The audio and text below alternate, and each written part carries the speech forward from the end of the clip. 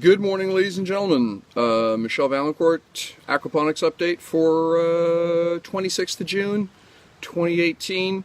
Had a bit of a storm last night, which is kind of funny because over the weekend we finally got the new pipe installed and the new plants installed. So naturally, the first thing we have is a rainstorm and a windstorm. So I'm going to take you for a quick walk around the system, show you what it looks like now. And the idea is that if all goes well, we'll also feed the fish and hopefully they'll put on a bit of a show. So far things are going really well, so it won't be a big update. But I do just want to, like I say, give you a quick wave over for those folks following along. Rooster, of course, wants to say hello, you know, because Rooster. Alright, one sec. Camera change. Alrighty, let's grab the food bin here and come on over.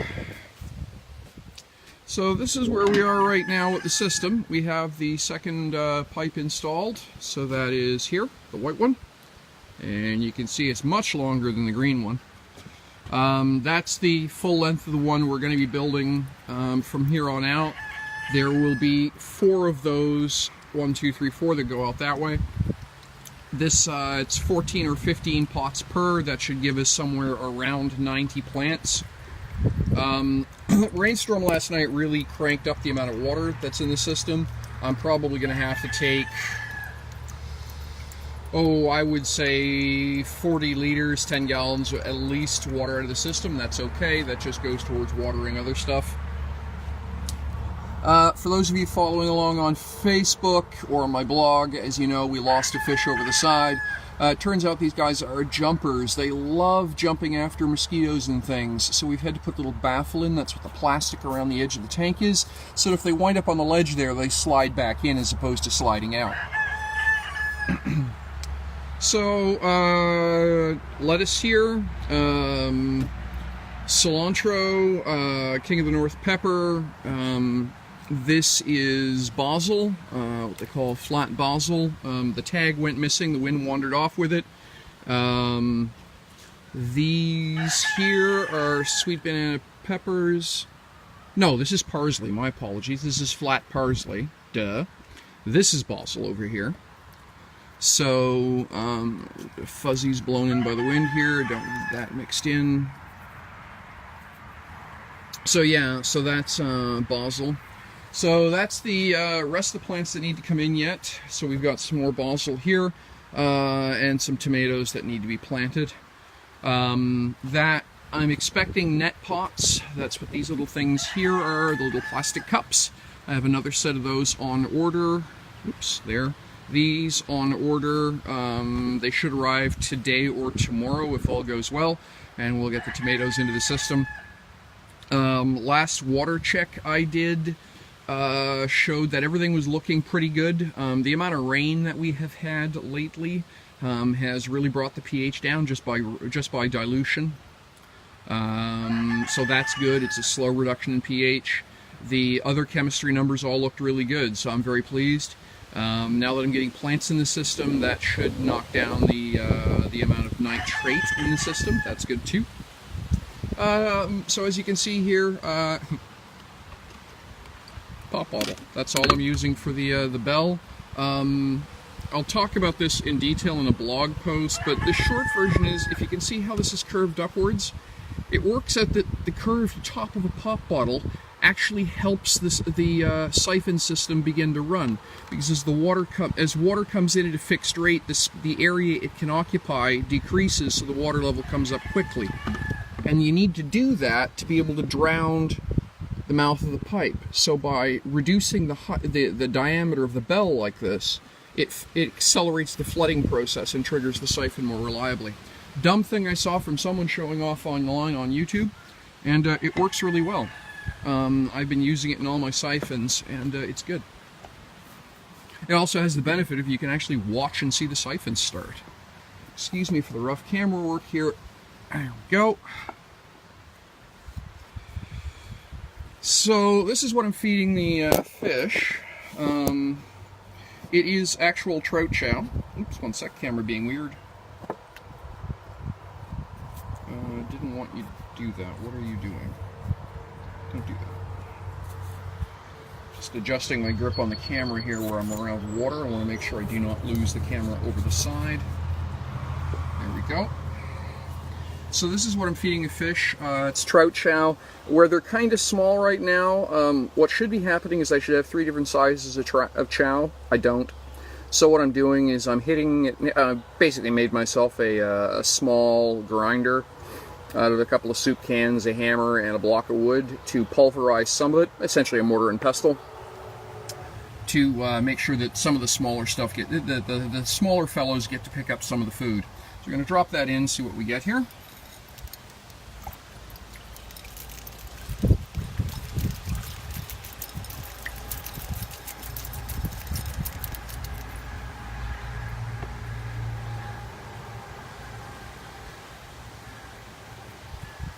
And the fish are going to be shy because I'm looming over the water, aren't they? Oh, no, we're seeing some of them. Some of them want breakfast more than they want to be shy. That's good. But yeah, the fact that I'm up here, I think, is scaring them off a little bit. Yesterday they were pretty anxious about getting their food supply. So that's fish. You can see a few of them moving around and stuff. I'm going to wind up, as I said, having to take some water out of the system. There's just too much water in here, and that's causing some other... Right now it's not causing any problems, but I am concerned that if my sump stays too high, I'm going to start running out of the ability to actually biologically filter the water, which is part of what I'm doing with the sump, is running my biological canister filters in there. So, yeah, okay. Every once in a while one pops up to the surface and snags one, but they're avoiding the middle of the tank. I've got all the pumps and stuff shut off right now, so you'd be able to see a little bit better, but they don't seem to be wanting to play along. Yeah, they're just waiting for it to get tucked into the corners where they can pop up safe. That's fine. Let's see, what else is going on with the system? So this is what it looks like from over on this side here. And, the filters. Let's talk about those while we're waiting for the fish to wake up. So here we are. This is the sump tank. So I've changed the way water comes in and out of the tank again, as you can see. So this tank here is the settling tank, the heavy solid settling tank. Comes out here. That's a 2-inch 50mm pipe, hits a reducer down to a 1-inch 25mm, splits, drops, and there's essentially the equivalent of a shower head at the end of each one that sprays water everywhere. And then the idea is, for example, in this one, I've got a mixture of bioballs and clay pellets floating, and the idea is that as water basically comes through here, it oxygenates. And beneficial bacteria, I've got lots of biological surface area to colonize. I'm going to be increasing the amount of bioballs that are in this canister, probably by 5 times at least. So yeah, my strawberry is doing very well. It's been growing quite happily. It's been starting to send out runners. I may try and get some of those runners to grow in the pot. We'll see. This one here is just some extra clay balls that I'm going to be using for more plants. So I've just got them sitting in the bucket here, keep them wet and keep them colonized.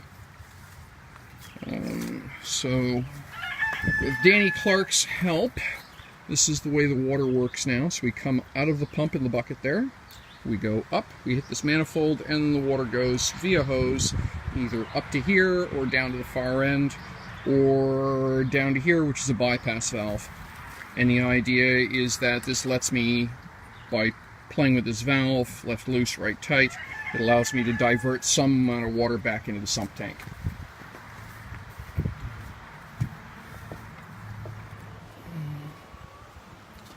These guys gotten any more energetic now?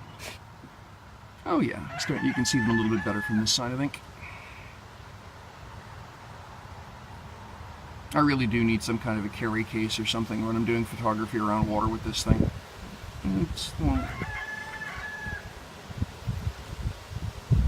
windy out today, so I apologize for I suspect there's probably going to be a lot of white noise on the recording. There's not a lot I can do about it. yep, they're really not that anxious about getting their food. So I guess that's it for this morning, folks. Thanks very much for joining me. Let's see if I can get the camera to switch around. And there we are. Find my usual wall to lean against. So yeah, thanks very much, folks, for joining me. Appreciate you hanging out. That is the Aquaponics update for today. More to follow when the rest of the net pots get in. I'll shoot a quick video and show folks what that looks like. Also on my blog page. Well, thank you very much. Merci. On my blog page, I've been starting to post more detailed information about the system, how it's built, things like that, so that stuff that maybe isn't obvious in the videos shows up. If you got any comments, questions, or suggestions, please leave them in the comment section, either here on Facebook, or when this gets cross-posted to YouTube over there, or on my blog site under one of the appropriate blog articles. I'm happy to answer questions, tell folks what I'm doing. I think that's it. All the best, folks. Cheers. Bye-bye.